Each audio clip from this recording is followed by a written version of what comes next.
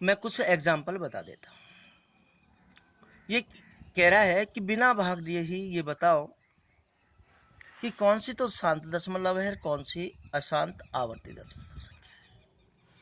मैं आपको उदाहरण ले रहा हूँ कुछ, जैसे हमने लिया 7/8, तो हम हर के गुणनखंड करते हैं, हर के गुणनखंड करते हैं। हर 8 है, 8 के गुणनखंड किया हमने, 2 का भाग दिया 4 बार, 2 का भाग दिया 2 बार, 2 का भाग दिया, यहाँ 2 3 बार आया तो 2 की घात 3।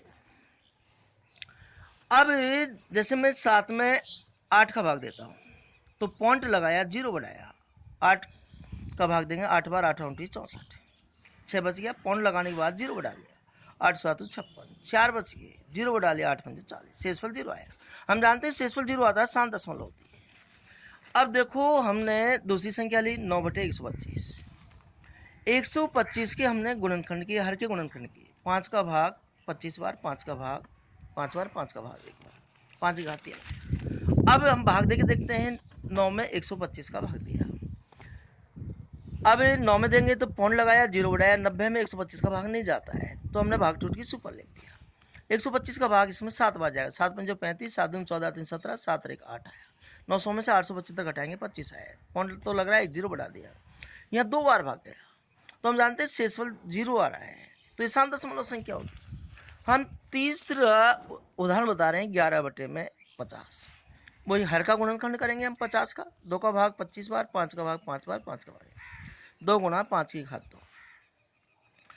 अब देखिएगा हम भाग दे के बता रहे हैं, 11 में हम 50 का भाग देंगे, पॉइंट लगाया 0 बढ़ाया, 50 दूनी 100, 10 बच गया, पॉइंट तो लग रहा है 0 बढ़ा दिया, 50 दूनी 100, यहाँ शेषफल 0 आ गया, तो यह भी शांत दशमलव परमेय संख्या होगी। अब हम आपको उदाहरण नंबर 4 बता रहे हैं, 5/6, 6 का हम गुणनखंड कर रहे हैं, 2 का भाग दिया 3 बार, यहाँ देखो 2 गुणा 3 गुणनखंड हुए।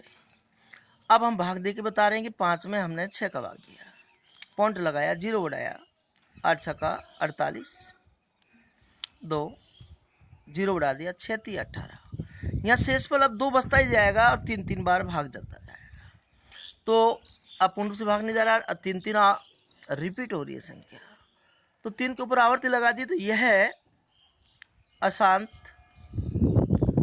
आवर्ती दशमलव परमेय संख्या होगी।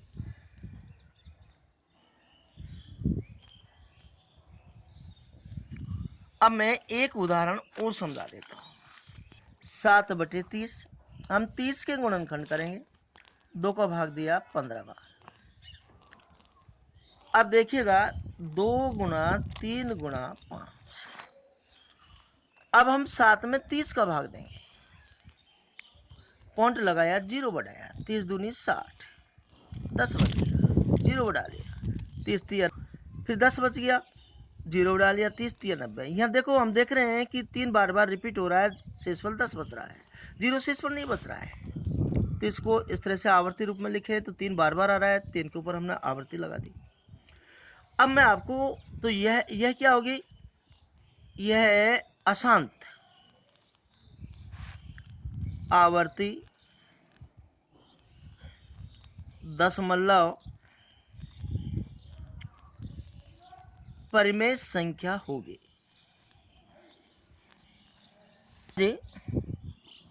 मैं अब इनको समझा देता हूं, देखो हर के गुणनखंड करने पर 2 आए, 2 के अलावा आए नहीं, यहाँ 125 में हर के गुणनखंड करने पर 5 आए, यहाँ 50 के हर के गुणनखंड करने पर मतलब 2 और 5 आए, इसमें हर के गुणनखंड करने पर 2 और 3 आए, और इसमें हर के गुणनखंड करने पर 2 3 5 आए। अब हम देख रहे हैं कि जिसके हर के गुणनखंड करने पर या तो 2 ही 2 आ जाए, या 5 ही 5 आ जाए, या 2 और 5 दोनों साथ साथ आ जाए, मिक्सर आ जाए, जब तो शांत दशमलव परमेय संख्या होती है। यदि हर के गुणनखंड करने पर 2 और 5 के अलावा और संख्या आ जाती है, जैसे 2 और 5 के अलावा यहाँ 3 आ गई, तो यह अशांत आवर्ती दशमलव परमेय संख्या। यहाँ भी 2 और 5 के अलावा 3 आ गई, तो ये भी अशांत आवर्ती दशमलव परमेय संख्या। तो दोबारा बता देता हूं कि हर के गुणनखंड करने पर यदि गुणनखंड 2 व 5 की घात के रूप में आ जाए तो संख्या शांत दशमलव में प्राप्त होती है। यदि हर के गुणनखंड करने पर 2 और 5 के अलावा और संख्या आ जाती है तो संख्या अशांत आवर्ती दशमलव परमेय संख्या होती है।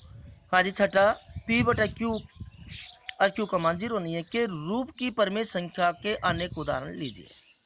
जहां p और q पूर्णांक है जिनका एक के अतिरिक्त अन्य कोई उभयनिष्ठ गुणनखंड नहीं है और जिसका संगत दशमलव निरूपण प्रसार है। क्या आप अनुमान लगा सकते हैं कि q को कौन सा गुण अवश्य संतुष्ट करना चाहिए? मैंने बताया कि p और q के गुणनखंड करने पर शांत दशमलव में संख्या जब ही प्राप्त होगी जब q के गुणनखंड 2 व 5 की घात के रूप में। तो इसका उत्तर क्या होगा? हर के गुणनखंड अर्थात q के गुणनखंड 2 व 5 की घात के रूप में होंगे। ये हमारा आंसर है।